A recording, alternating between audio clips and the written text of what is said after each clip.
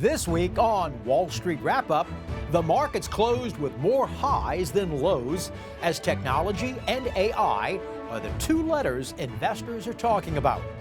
The FCC this week passed new rules for those pesky robocalls, especially right before the presidential election. And Moody's downgrades another regional bank to junk status. So are there more banks to fail? And the S&P 500 makes history today, crossing the 5,000 number, first time ever. So the popular song lyric, "Should I stay or should I go?" be the same for the investors? And tonight, we're going to be talking about the state of the economy, investing in 24, and more with the Chief Investment Officer of Raymond James, Larry Adam. You don't need me to tell you that the Super Bowl is this Sunday, but we will tell you some things about Sunday's game you may not know. We've got a lot to cover for the next 28 minutes, so join us because this is Wall Street Wrap-Up.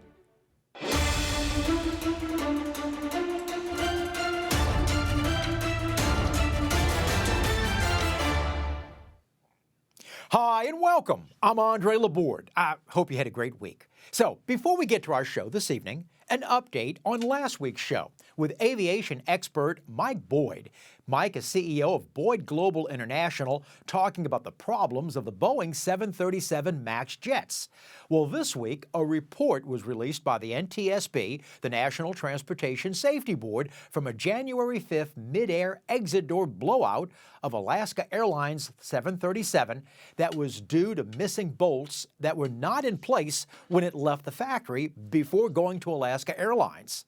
FAA's Chief Mike Whitaker told Congress this week that his agency's effectiveness and its largely hands-off approach with Boeing is not working, and also said that Boeing are not delivering safe aircraft. And according to Whitaker, so we have to make changes.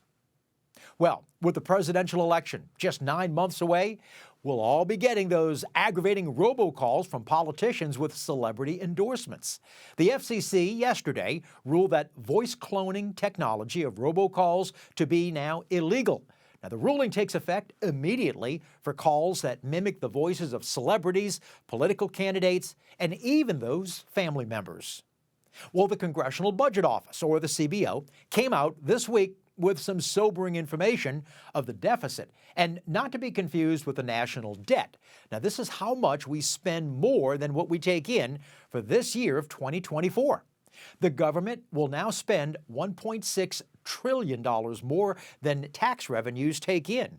And in 10 years, by 2034, from now we'll grow to spending $2.6 trillion annually than what tax revenues take in. And the NASDAQ hit a 52-week high, and both the NASDAQ and the S&P ended positive for the week. Technology and industrials were the big leaders for the week.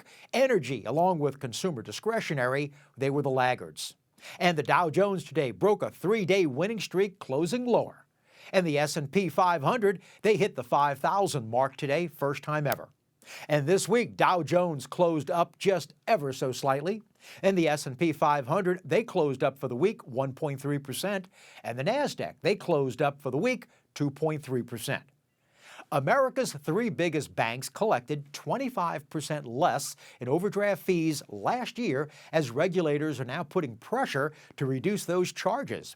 Bank of America, JP Morgan Chase, and Wells Fargo all collected a combined $2.2 billion in overdraft fees, which was approximately $700 million less collected than in 2022.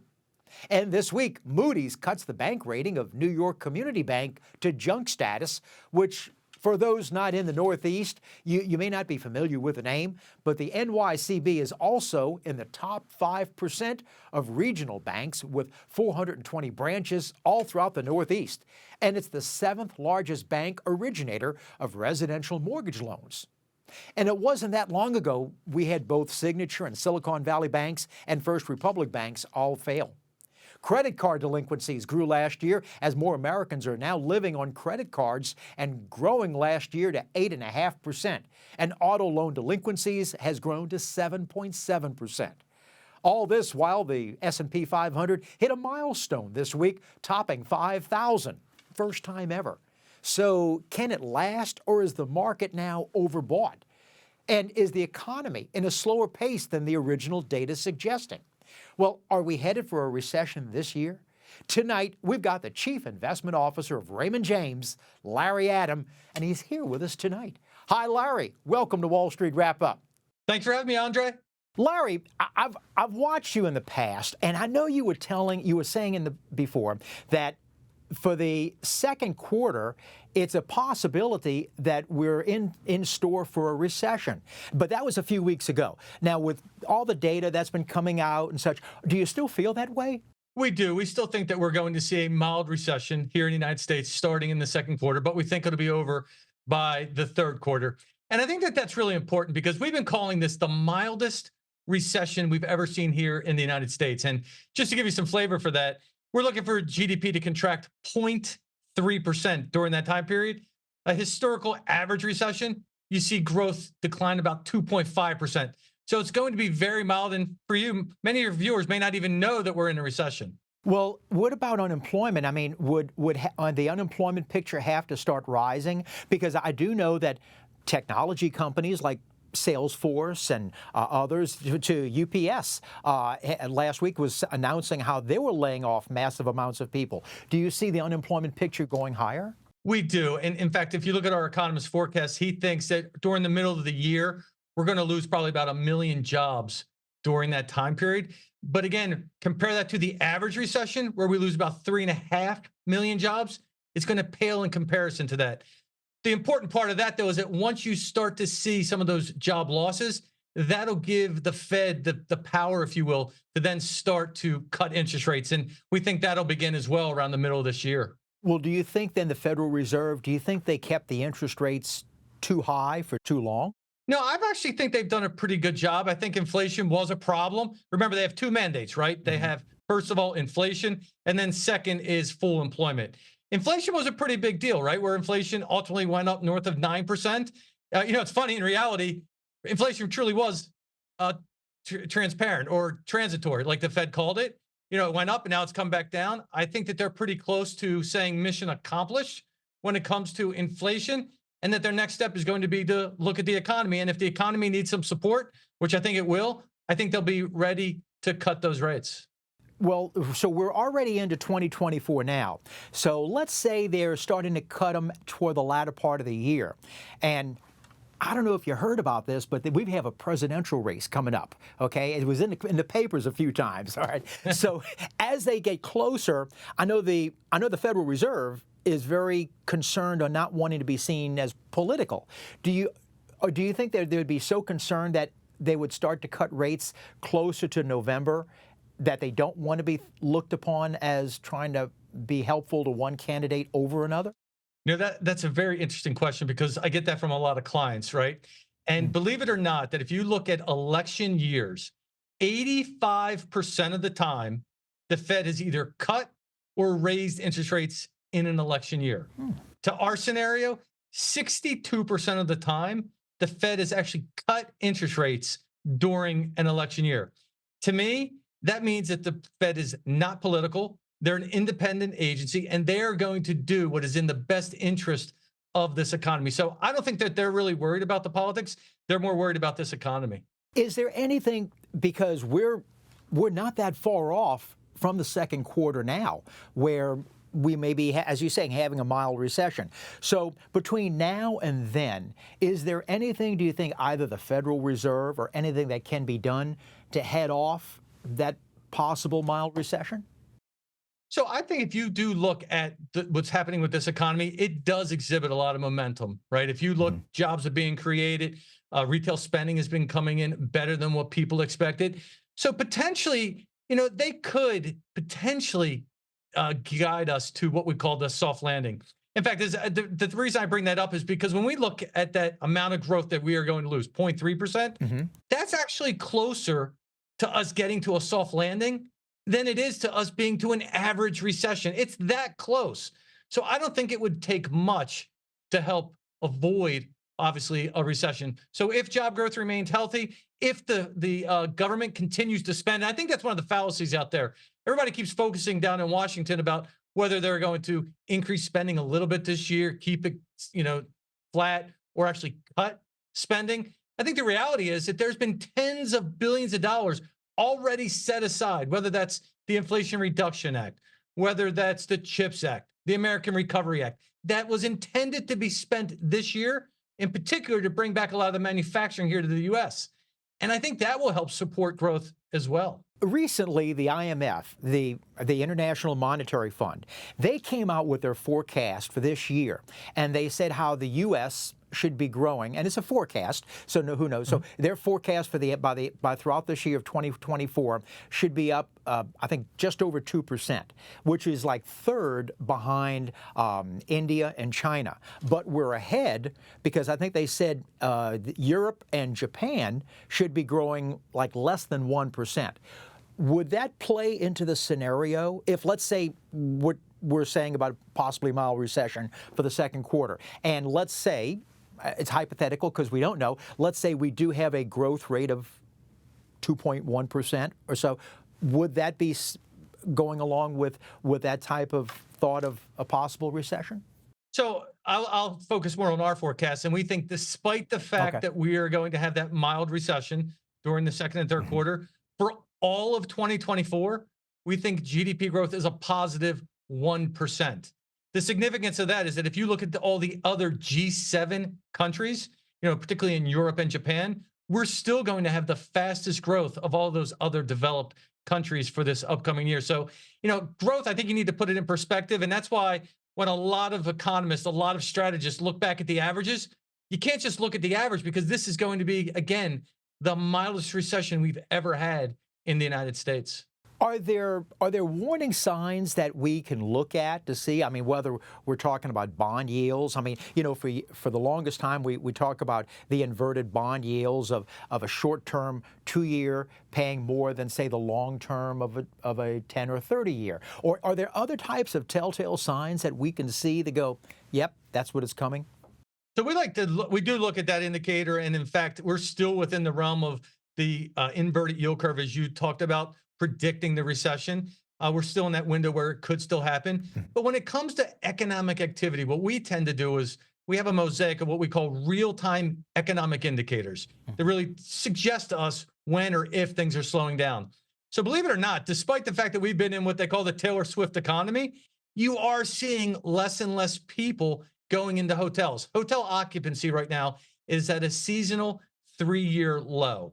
If you look at airfare traffic, it as well is starting to slow. If you look at restaurant activity, that's at like a 3-year low. One other thing we look at for high net worth individuals, probably one of the best ways to see how high net worth individuals are spending is look at the cost of a luxury watch. Luxury watches right now are at prices at 2-year lows. So that tells me that demand is starting to slow. And then one other one we like to look at is architectural billings, because that tends to be a harbinger of construction that's going to be done.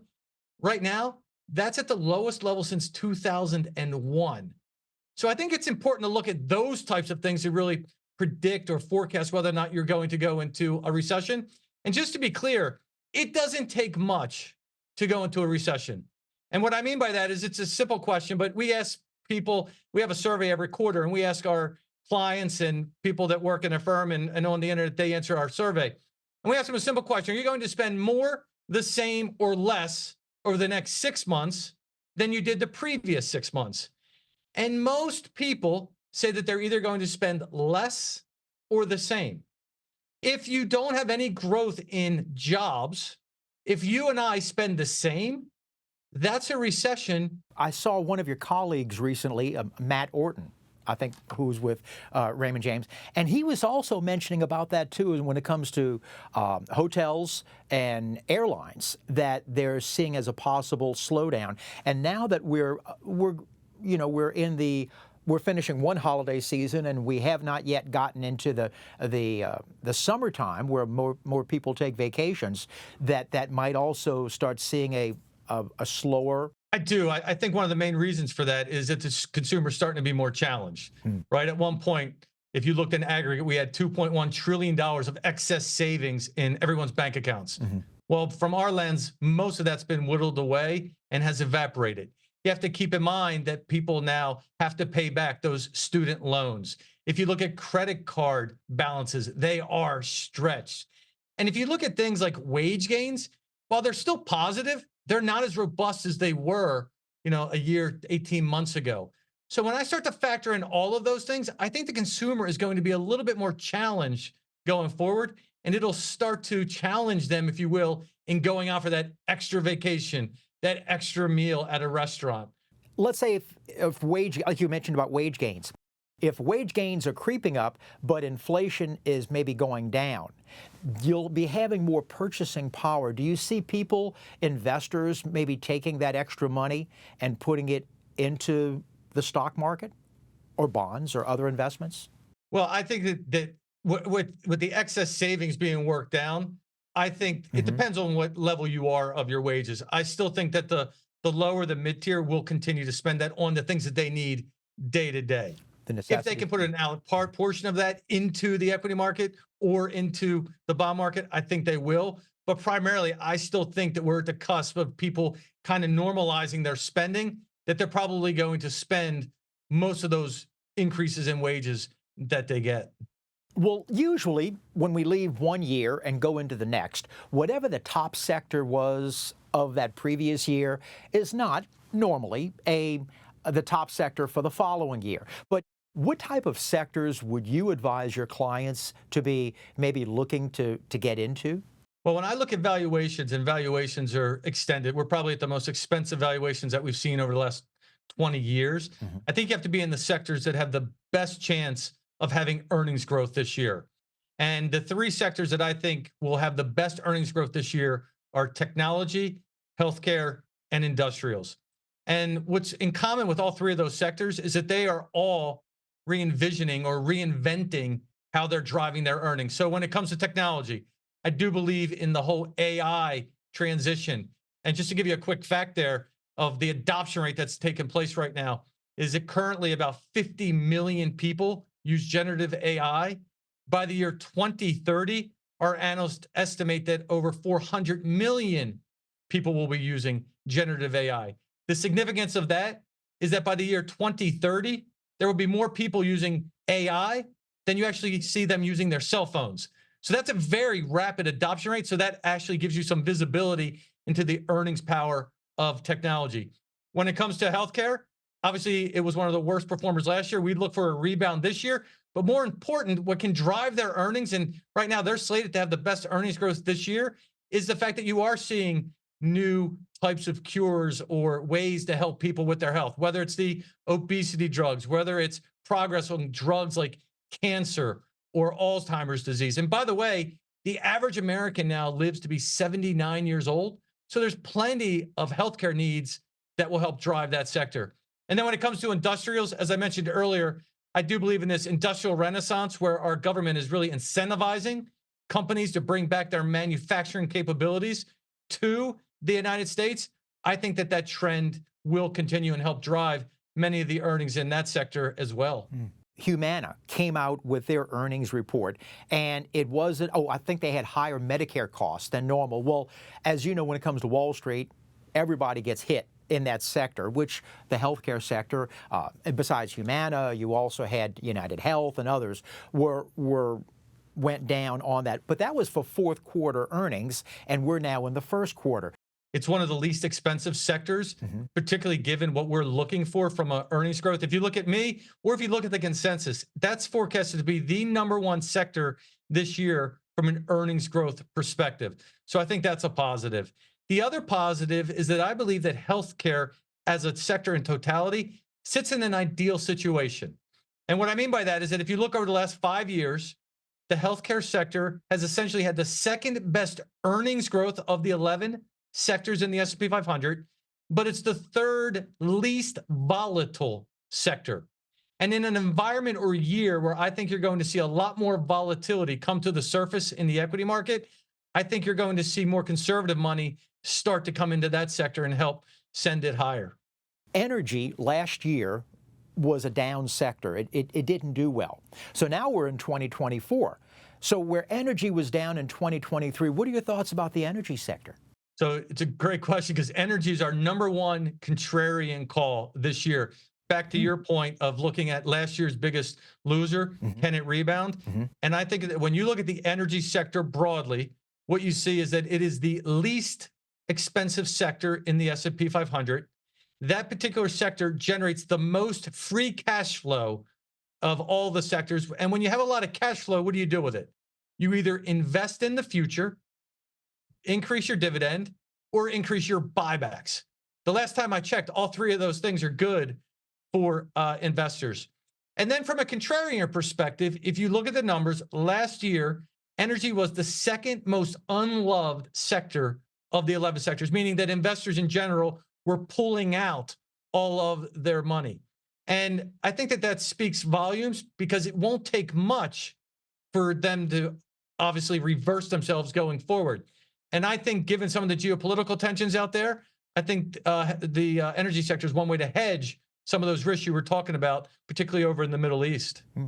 What are your thoughts on dividend stocks? And especially with what we talked about earlier with the Federal Reserve lowering rates, those usually help dividend paying. So I'm thinking about like real estate, REITs, or other types of dividend stocks.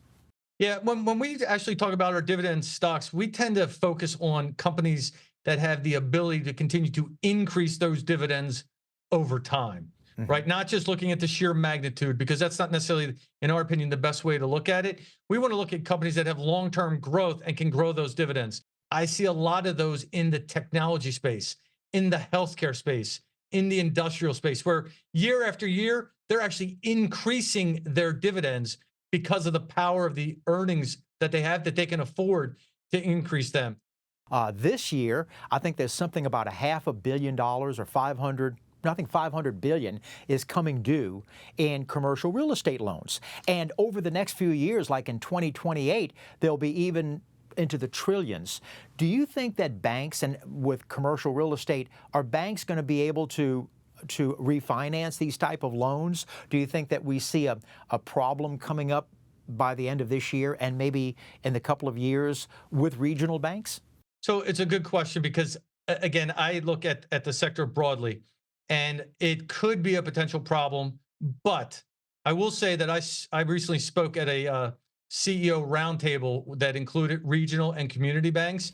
And I think they brought up a very important point. And that is that when we had the great financial crisis, where we had the housing bubble burst, you had everybody having mortgages, but nobody knew who owned the mortgages, because they were being sold in different products and to different players, right? So you never knew how to help the individual person. When it comes to these regional banks and these community banks and commercial real estate, they tend to know on a personal basis who actually owns that particular piece of commercial real estate. So they've already been in contact with them. They're already trying to work it out, so to make sure that they don't lose as much money as they did before. So my gut tells me that I don't think it's going to be as big of a problem that we had in the great financial crisis, because banks will work with the actual borrowers to try and help them as much as they can to make sure that you don't have the ultimate debacles where things are defaulting massively throughout the entire economy. Larry, you've talked to a lot of people, and most at Raymond James. I mean, your clientele is more retail as compared to some that would be more institutional. What's the best investment advice were you ever given? To stay invested longer term, and to stick to your asset allocation, and don't do the panic-driven mistakes. I think you've probably shown it on the show multiple times that people, when you get volatility, they tend to sell at the market lows, and they don't really reap the benefits of the rebound.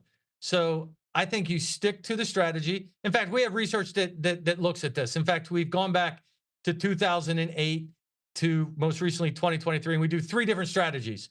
One we call momentum, which is you get into the best asset class, whatever it was that year, for the next year.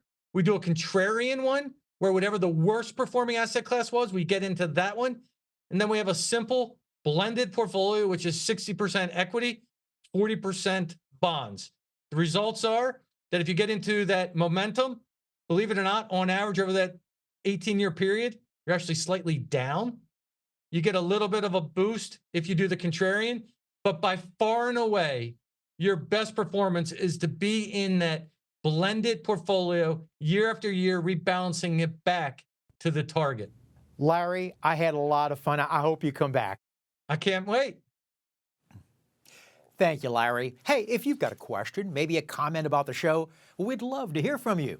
Make it concise, make it pithy, and write us at andre@benacapital.com. So now for a wrap-up on Wall Street. Well, this Sunday is Super Bowl 58. I know that's not news. Well, neither is when I tell you that there's going to be a lot of betting going on Sunday's game.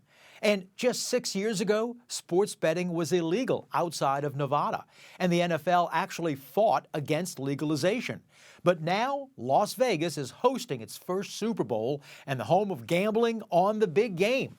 Now, according to the American Gaming Association, over 67.5 million Americans will be betting on some part or all of the game, and over $23 billion is expected to be wagered, which is a 35% increase from last year. Now, some of the crazy bets this Sunday are going to include how many field goals will be kicked, plus how many of those field goals will be hitting the crossbars. Or will the coin toss land on heads or tails at the beginning of the game? And what color will the Gatorade be that will be dumped on the winning coach of either the 49ers or the Chiefs coach at the end of the game? And of course, the biggest bets are not on the score, but how many times will the cameras be showing Taylor Swift in the Kansas City Chiefs box? Because of the 165 or so television cameras on Sunday's game, I think one will be on the field and the other 164 are going to be on Taylor Swift. Now, a 30-second commercial for Sunday will be $7 million compared to a 30-second commercial spot in 1967 for Super Bowl I, a 185,000% increase. So, join us next week when we talk with portfolio manager and partner at Villery & Company's Sandy Villery. We've got a lot to discuss with Sandy, from how to invest in AI to stocks to buy or bail in 2024. And that's a wrap-up on Wall Street Wrap-Up. Our thanks to Larry Adam for being with us tonight, but always, we appreciate you for allowing us into your homes this evening. Have a fun weekend with the ones you love. Remember, if it's Friday, it's Wall Street Wrap-Up. I'm Andre Laborde, and also remember, money never sleeps. Good night.